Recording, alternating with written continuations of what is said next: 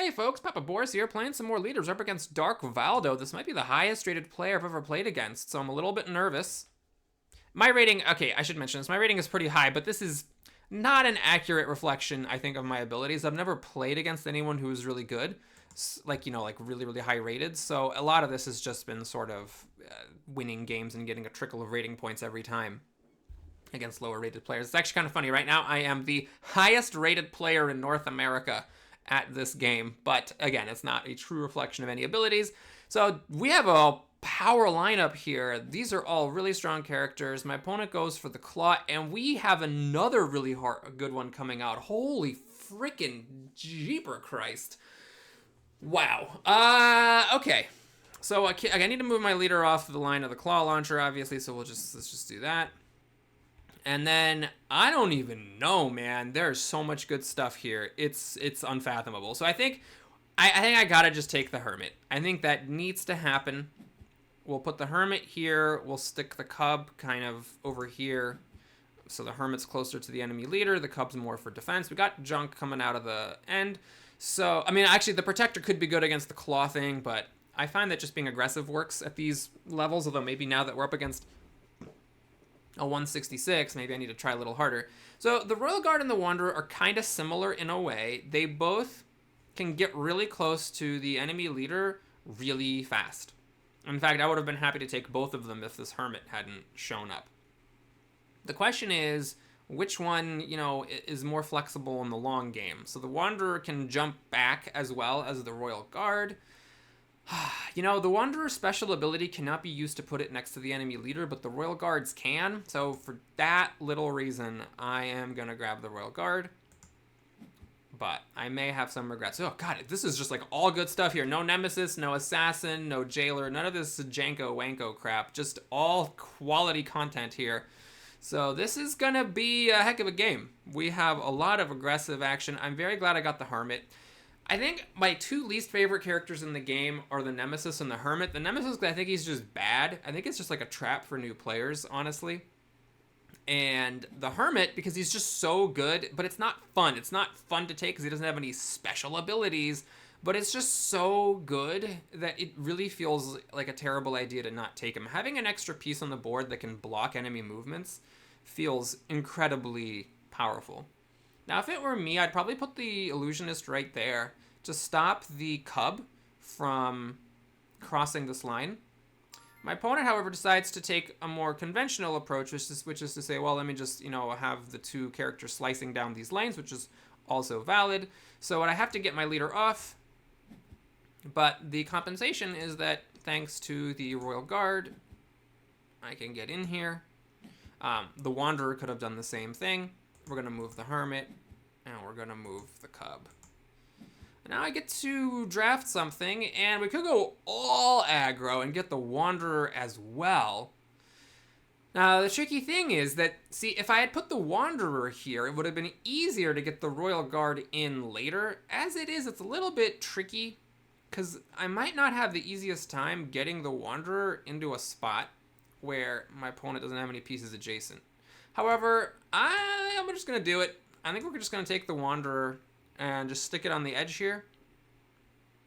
I mean, there's really no reason not to just put it here. It might get in the way of my leader's movements. Yeah, I'm going to just stick it here, and we're going to give my opponent a little puzzle, which is, how do you stop the Wanderer from getting in there?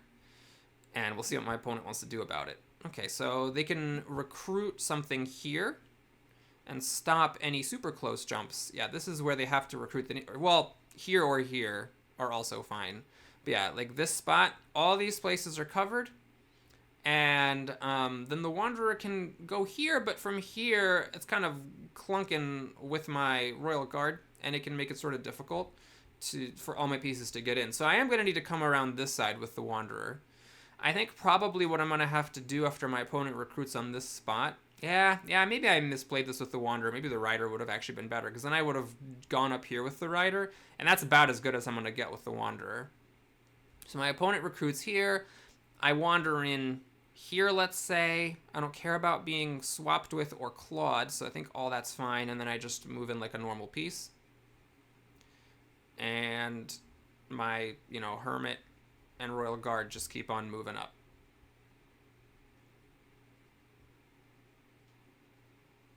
Interesting question here is, what do I do with the cub? Do I want to put the cub here or the claw? Well, yeah, that doesn't really do anything. The claw against the cub is not really that big of a deal.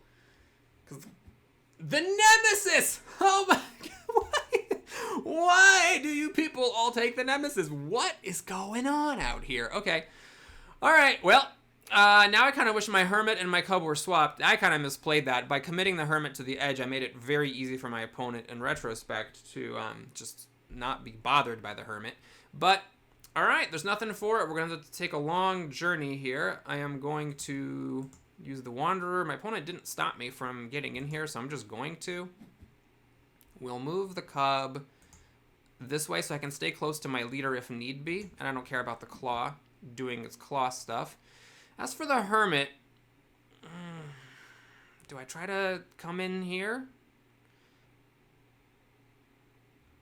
I'm gonna put the hermit here. I may want the hermit defensively, though of course the cub and the hermit are swapped for those purposes. And we're gonna just put the royal guard here. I obviously don't care if my opponent swaps places with the royal guard, so this is totally fine. My leader, I don't think I need to move, so we'll just end the action phase. And the question is, what do I want to do? So the rider is kind of like an obvious choice because he can get over to the enemy leader really quickly. But there's a part of me that's thinking, like, why not the brewmaster? You know, the brewmaster has won me a lot of games. The thing is that,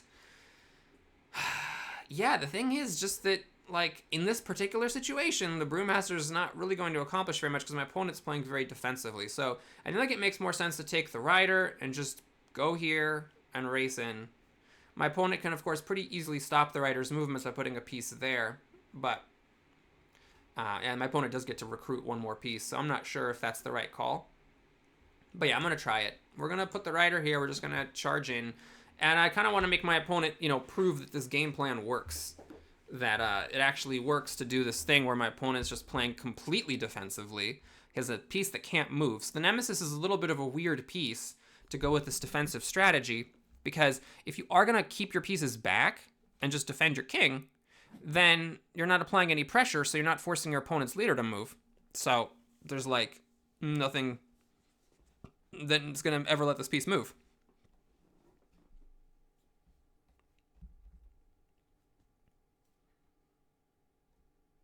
All right, I'm very curious what they recruit. If it were me, I'd probably get the brewmaster, because the vizier with the wanderer right here, it's just so difficult for the leader to get out, even with being able to move 2 spaces. And this nemesis that's immobile is actually blocking the leader from ever coming back out the other way.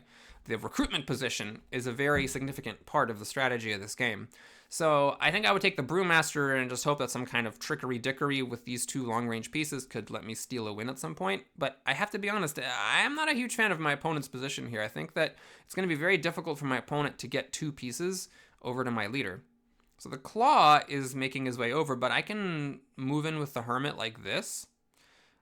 And, well, then if I move the royal guard, then the illusionist can swap places with the claw, and then my king would be very threatened. However, then of course that would mean that my hermit was right here, so I would wonder how my opponent would avoid getting checkmated at that point.